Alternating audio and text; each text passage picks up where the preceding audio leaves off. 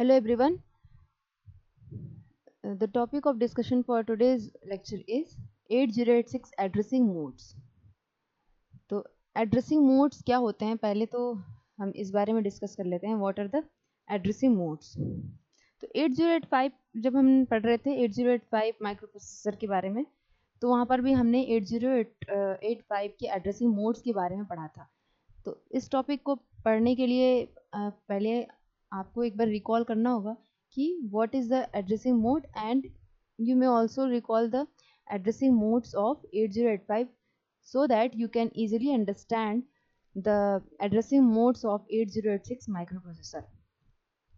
ठीक है, तो एड्रेसिंग मोड्स की अगर हम बात करें तो 8085 की अगर हम एड्रेसिंग मोड्स की बात करें तो 8085 माइक्रो प्रोसेसर में जो एड्रेसिंग मोड इसको कैसे डिफाइन करते हैं? तो addressing mode is can be defined as the method of specifying the operand, the method of specifying the operand in the instruction or by the instruction. The method of specifying the data which is to be operated by the instruction is called as addressing modes. ठीक है, जैसा कि हर instruction में किसी data पर process करना होता है, तो उस डेटा को इंस्ट्रक्शन में किस तरह से स्पेसिफाई किया जा रहा है, उस मेथड को हम कहते हैं एड्रेसिंग मोड. तो 8086 के एड्रेसिंग मोड्स को डिस्कस करने से पहले एक बार हम 8085 माइक्रो प्रोसेसर के एड्रेसिंग मोड्स को रिकॉल कर लेते हैं. हमने एड्रेसिंग मोड के डेफिनेशन पर बात किया, अब एक बार 8085 के एड्रेसिंग मोड्स को रिकॉल करते हैं. तो 8085 में कौन कौन से एड्रेसिंग मोड्स होते हैं? Immediate addressing mode, direct addressing mode, indirect addressing mode, register addressing mode and implicit और इम्प्लाइड एड्रेसिंग मोड. तो अगर हम बात करें इमीडिएट एड्रेसिंग मोड की, तो इंस्ट्रक्शन में ही डेटा गिवन होता है. जिस भी डेटा पर ऑपरेशन परफॉर्म करना होता है वो इंस्ट्रक्शन में ही स्पेसिफाई होता है. So the data is given into the instruction which is to be operated. तो इस तरह के इंस्ट्रक्शंस में होता है इमीडिएट एड्रेसिंग मोड, जिसमें डेटा डायरेक्टली डेटा जो है वो इंस्ट्रक्शन में स्पेसिफाई है जिस पर ऑपरेशन को परफॉर्म करना है. Second second addressing mode of 8085 microprocessor is direct addressing mode.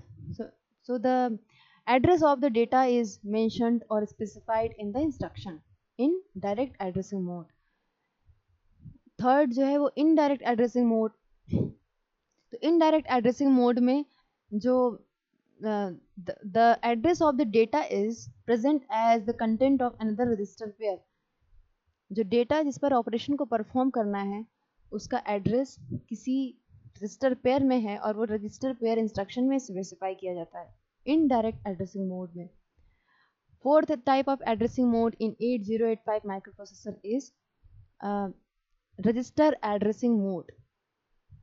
So in this type of addressing mode the data is performed or operated or processed between the registers.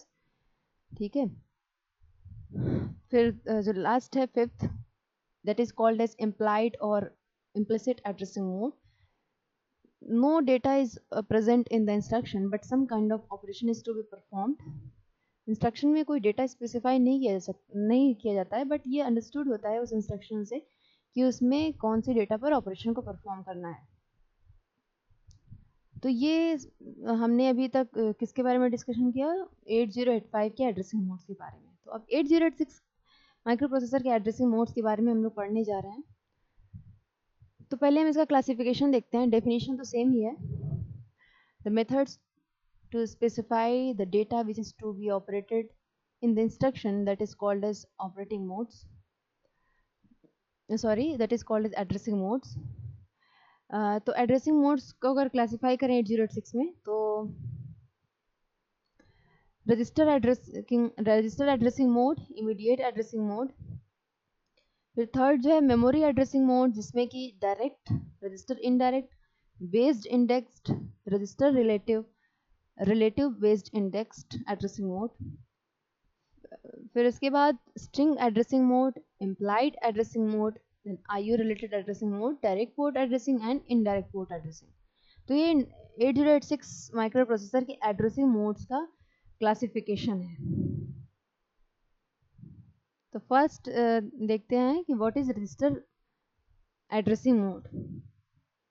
ठीक है, तो अगर हम रजिस्टर एड्रेसिंग मोड की बात करें तो इसमें रजिस्टर एड्रेसिंग मोड में इस डेटा को या ऑपरेंड को किस तरह से स्पेसिफाई किया जाता है। तो रजिस्टर एड्रेसिंग मोड में उस रजिस्टर का नाम स्पेसिफाई होता है इंस्ट्रक्शन के अंदर, उस रजिस्टर का नाम स्पेसिफाई होता है इंस्ट्रक्शन के अंदर जो उस डेटा को होल्ड करती है जिस पर ऑपरेशन को परफॉर्म करना है। So in the register addressing mode the instruction specifies the name of the register which holds the data on which the operation is to be performed. For example, move AX, BX, move AX, BX. For example, move AX, BX, XOR AX, DX, add AL, BL.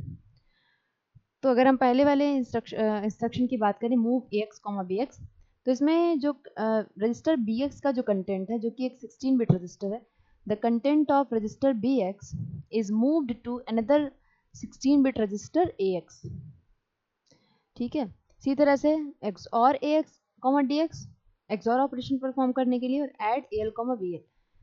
तो ऐसे instructions जिसमें जिस भी data पर जो भी operation perform करना है उस डेटा को किसी रजिस्टर या रजिस्टर पेयर वो प्रेजेंट है, और उस रजिस्टर या रजिस्टर पेयर का नाम जब दिया रहता है, रजिस्टर पेयर की नहीं कहेंगे हम यहाँ पर 8086 में, हम यहाँ पर कहेंगे कि 8 बिट रजिस्टर और 16 बिट रजिस्टर।